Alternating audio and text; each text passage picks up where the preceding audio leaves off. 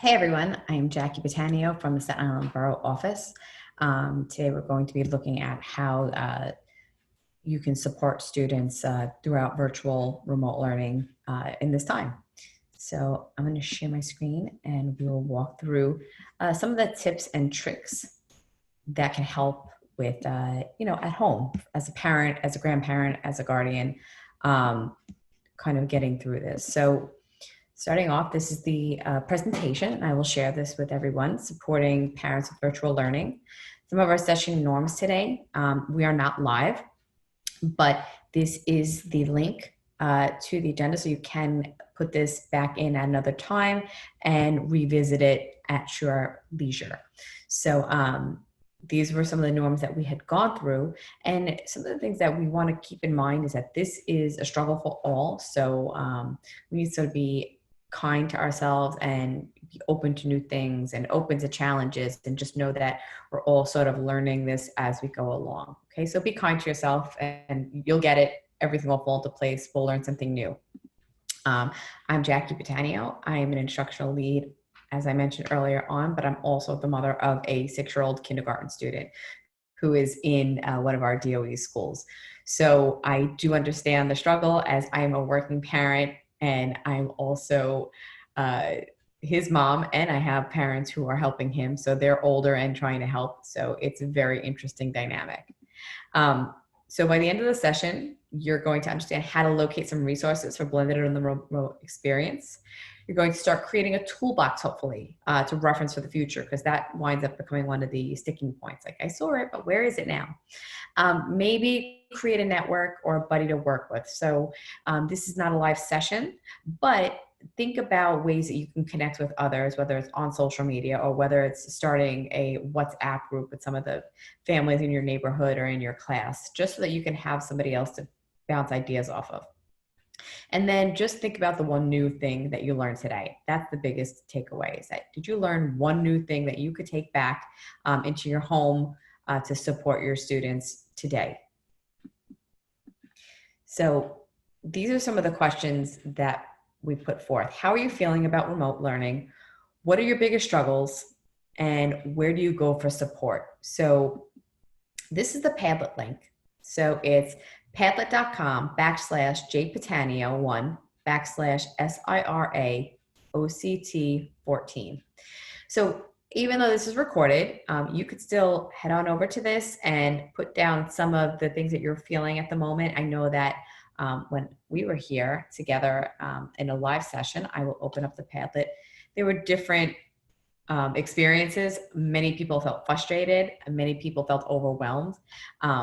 But it's just good to know that you're not alone, right? So what you can do is come on over, just start adding in some of the your responses to these prompts. And again, the reason for using Padlet is because maybe a lot of your kids, a lot of our kids are using Padlet in school.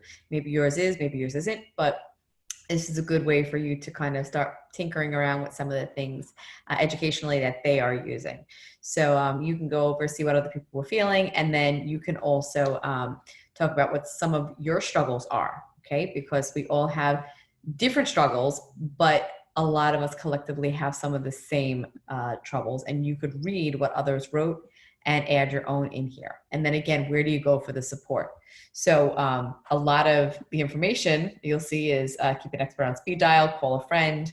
So as I mentioned earlier on, oh, my sister, I am the sister who gets called, but you setting up those groups in WhatsApp or whatever other regular text message can help you be a lifeline. So you could head on over to the Padlet, see what others wrote, and contribute yourself.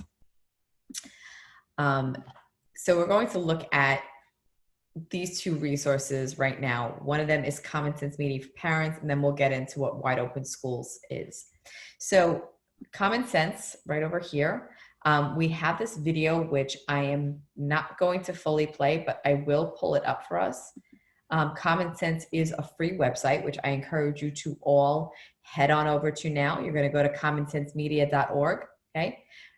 You're probably going to live mostly in the parent section if you are a parent. However, if you are an educator parent, you could head on over to for educators too, because you have your resources that you could bring into your own classroom, or you could utilize with your student at home. You'll see that it says to sign in. This is all free. You could click sign in if you already have an account. Otherwise, you can click join. And so I have an account and I'm signed in as an educator. You might have to go through the process if you're a parent, and just state that you are a parent and not an educator, and it won't put you through looking for a school. So this right here, one of the parenting media and everything else in between areas, this is where you would actually find that right here, what parents need to know. But this one is the 6 tips to keep kids motivated during online learning. And this video right here goes through some of the quick tips and tricks that you can do in your house. So it's only 1 minute, 31 seconds, just like most of the videos are on here. And then as you scroll down, this is the breakdown of what you will find in the video. So it's talking about checking in with your students, leading by example, which is really crucial. I know that I have my son in the house with me when he's working, and I realize that some of my bad habits are what he's picking up. So leading by example is something that I really need to be cognizant of myself. Build their work ethic. So I let him struggle, letting him know that it has to be, this is his work time. Praising effort. And then it goes into some other key aspects of what you can do and highlighting some of them. The good thing about this is that everything is hyperlinked. So it will bring you to different areas to kind of keep you on task and give you some ideas that are living within common sense or living in different spheres. But they are all reliable sources and definitely things that we use and we vet. So that's the tips and tricks. I'm going to head back over to the presentation because I want to just point out the parents need to know section. I briefly touched it before.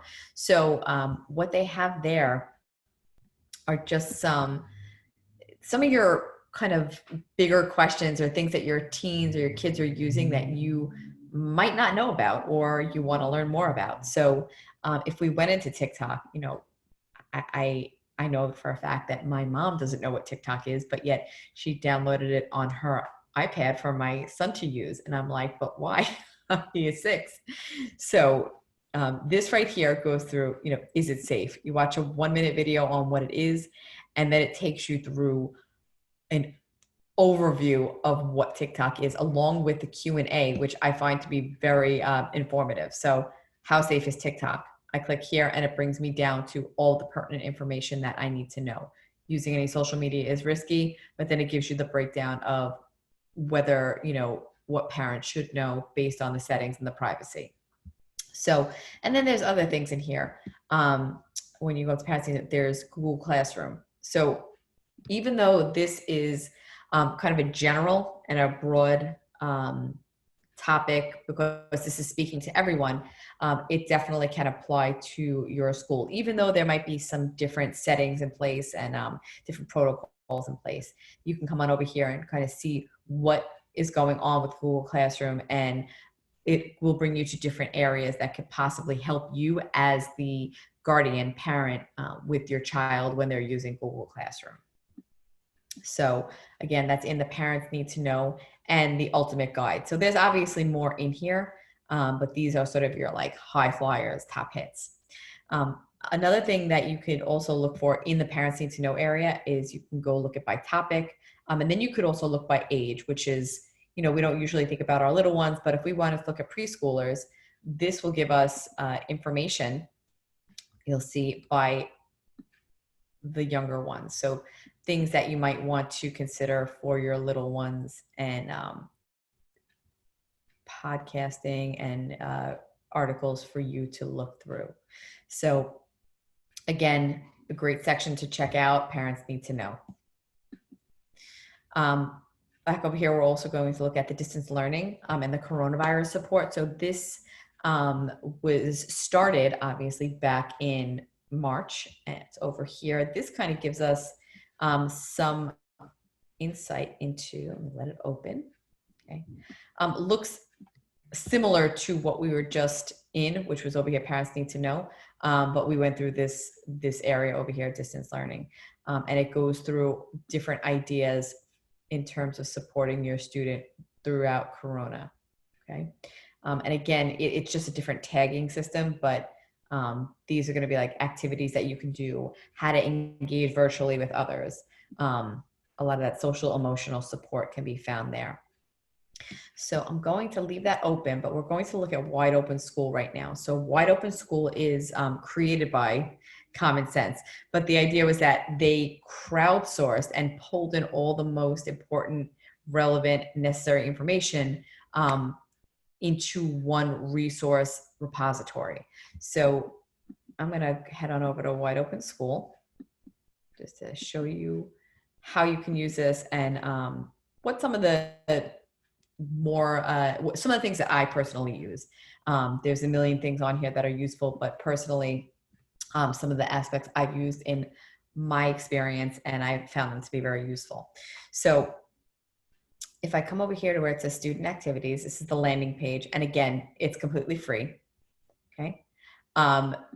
This is good for any grade, preschool to 12th grade, okay? So I'm gonna come on up here and click on the daily plan because this is what I use. And I think this is a really good place for parents and families to start because that is the biggest part of the battle is having a plan set up.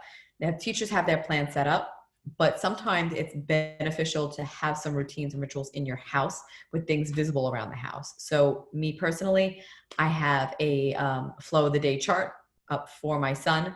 I also use his iPad as alarms. So I have every single period set up as a separate alarm on the iPad. You could also do it on an iPhone.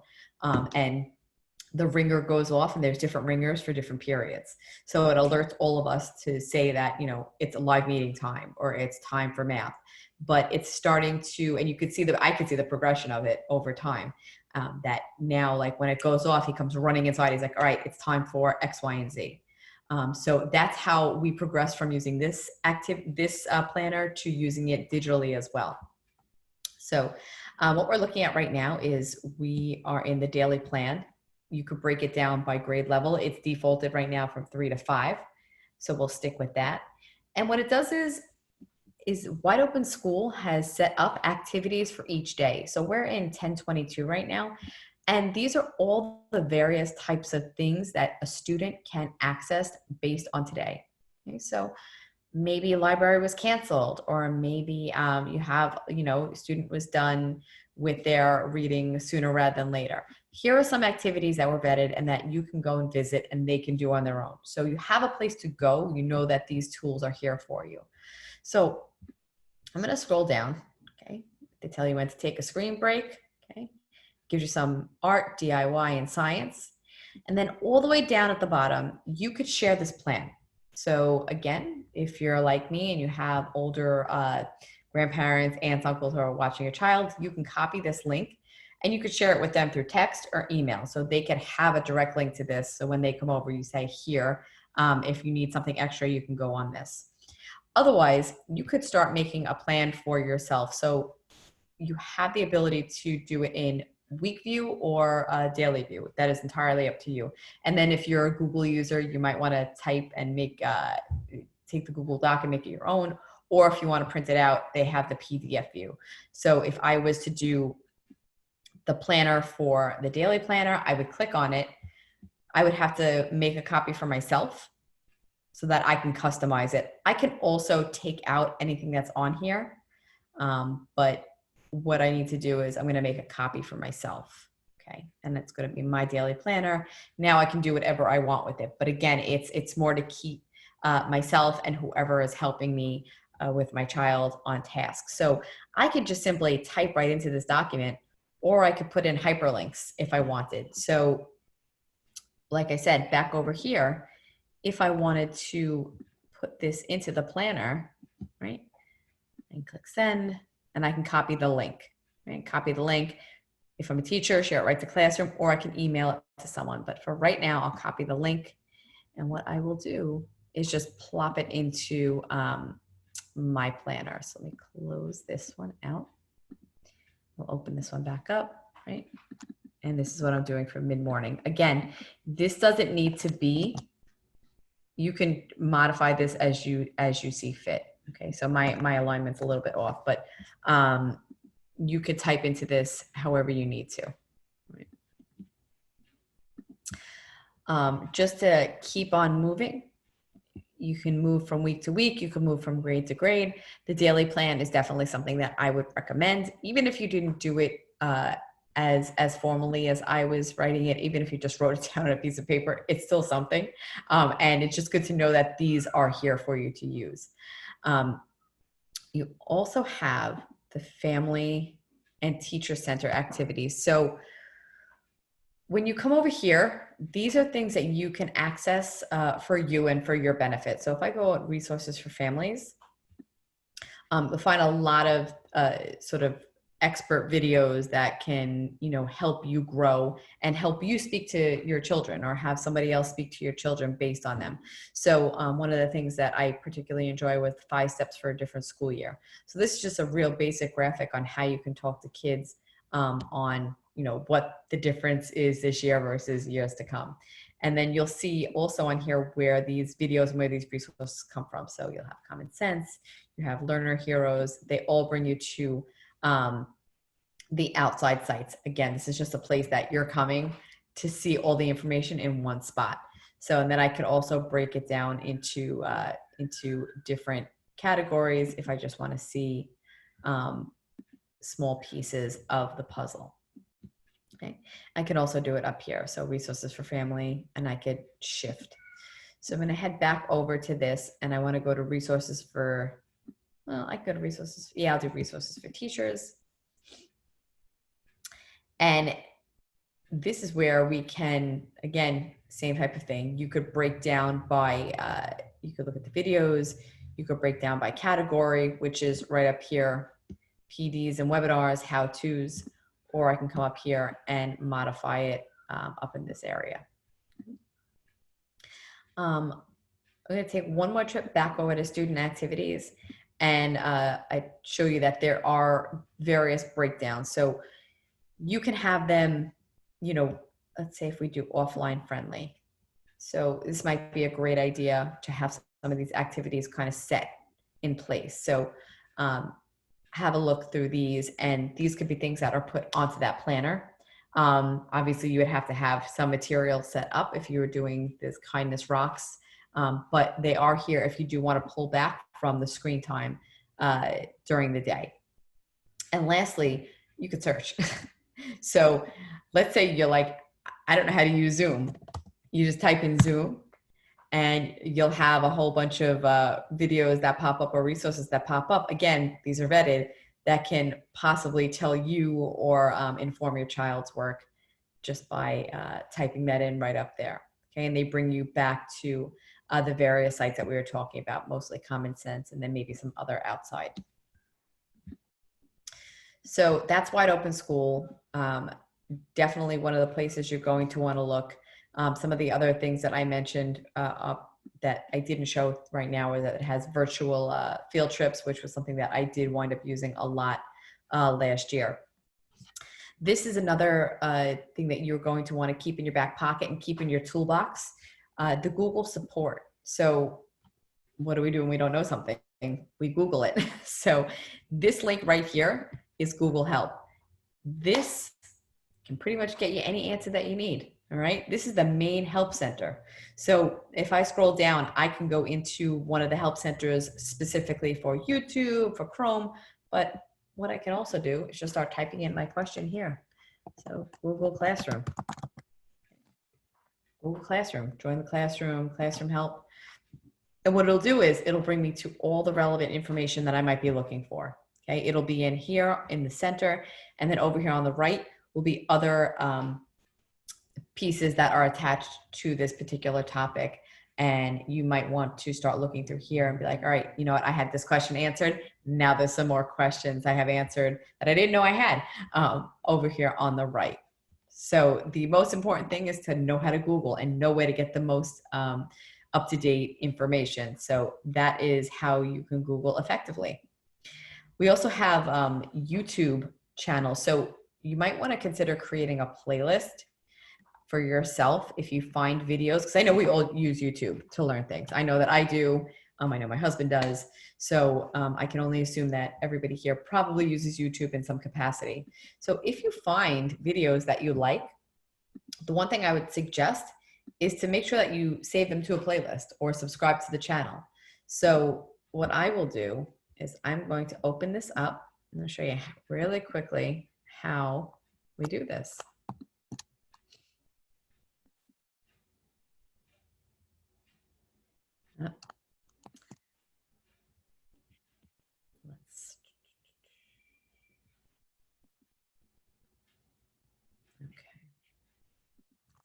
Do it this way.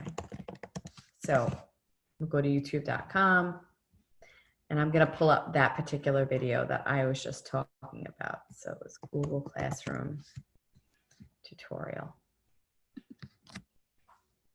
And this is pretty much what we always wind up doing, right? We either go into Google, we go in ourselves and we just type it in here, or we wind up putting it into our search bar. So this right here is the one that I was referencing. How to use Google Classroom for remote teaching. Oh, actually, you know what? This is it. It's the same author. So that's what I meant before about subscribing to a particular channel. So New EdTech Classroom is the one that I'm subscribed to. So you pick the video that you like, right? We press pause, and then we come on over here, okay? And we click subscribe, which I'm already subscribed to. You can if you want. That means that you'll get notifications and you'll have it saved on your dashboard. What you can also do is click on this. And what this does is it gives you, you'll probably only have watch later, but you can create playlists right here. So you can create a playlist and customize it to what you want. So videos for mom, Google videos for me. Whatever it is that you want. So I have these right here and I've checked these off. I could also uncheck them, but I like to keep them nice and neat and orderly. And that means that this video will now live inside of my playlist on my YouTube channel. So anything I find going forward, what I can do is I could open it up. So I'll open hers up and I click next to the save and I will just add it to my parent Google tools. And that's it. So that's one of the best ways to kind of make sure that you are saving and curating your own toolbox so that you have something to reference back to in the future. So last but not least, we can also start collecting links, URLs, and videos in other ways. So two that are right at our fingertips are the Notes app on your smartphone. So if you have an iPhone, you have the Notes app that's native, just start putting your links in there. Just start putting your things that you like to use in there, have it labeled a specific way. You could use, I think it's Color Note, I have noted on here for your Android, or you can use Google Keep. So Google Keep is a free part of the Android service, and it's also on your a Google account. It's a Post-it. And you're able to just make a list of things that you like, and you could also put tags on it. So you'll know what it's for. And you'll see that I have Google Keep over here because Google Keep you can use on your tablet, on your phone, or on your regular device like your laptop or desktop. You can also create yourself a handwritten note, or you can create yourself a Google Doc. So this right here is a toolbox that I created on a document. Super easy. You could put in the name of the site that you like, put a link to the website, and any notes that you have. So let's say your child likes to use Epic, right? Epic Reading. You might say it's an app and it's not a website, right? And then put, this is an app for Jordan to use to read. Real simple. But the idea is that you're just going to keep everything in one nice area so that you can reference it back. And the last piece is using Symbaloo. Now this is going to require you to sign in, open up an account. This might be a little bit more labor intensive, but with that being said, if you are a teacher, this is something that I highly suggest because it is free and you can curate and pull in all the websites that you need and have them labeled as you want. See, I have them up here. And again, I'm not going to get into detail on Symbaloo, but these here are all websites that I bookmarked, for lack of a better word, bookmarked, so that I could reference back. And I know, what I was doing for, let's say, research material. Like if I click on this, I have all my research material here so that I don't forget for later on. Like when I'm like, oh my God, I was at this great site. So it all lives right here. So those are the different ways that you can create toolboxes for yourself to keep all of the information we talked about in one area. And like I mentioned before, build a network, stay connected. You can go on social media. There's parent Facebook groups. Some of them are helpful, some of them are not. You need to discern that yourself. There's Twitter, where you can go look at popular hashtags, hashtag parental involvement, hashtag remote learning. You could follow topics in there, or like I said, start your own WhatsApp conversation with other parents and stay connected with them, because they're going to be your best ally in kind of getting through this and figuring things out. So the last part was our share out. So if you do have your Padlet open again, you can come on over, see what other people wrote. I invite you to do that, and then share out something that you are excited about, or in something else that you've learned today, or maybe something you want to learn more about. Okay, so check out these two columns, add to them, and these are our resources that we use today. Okay, one of the ones that's very important that is down here is the technical support for our families from the DOE. So be sure to head on over to that.